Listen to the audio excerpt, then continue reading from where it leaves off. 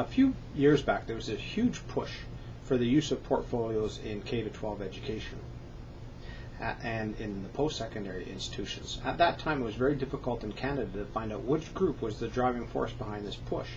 It was not the business people, because most employers seeking employees barely had time to read through resumes, never mind the person's complete portfolio.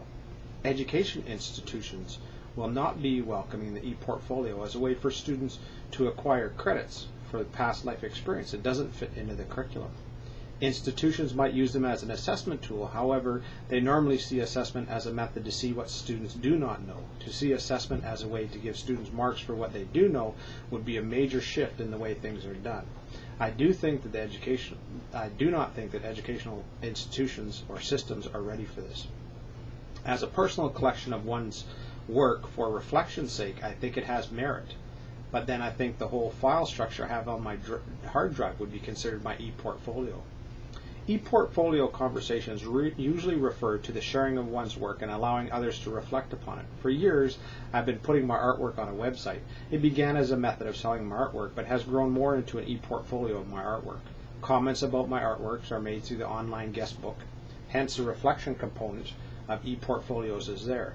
This artwork e-portfolio is a great way for me to share my work, but I also have control over which pieces of my work make it into the gallery. This I consider to be a must to increase my willingness to share my e-portfolio. I do not place everything I paint within the e-portfolio.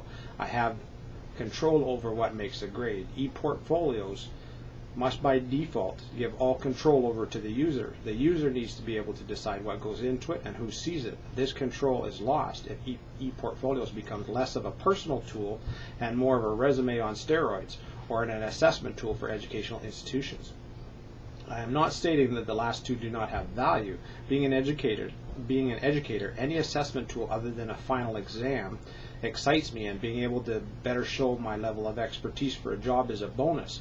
On the other hand, I also believe that all three of these uses of the e-portfolio need to be dealt with differently, with different materials added and different access controls applied. In other words, each person should have three portfolios: a personal portfolio, an educational portfolio, and an employment portfolio.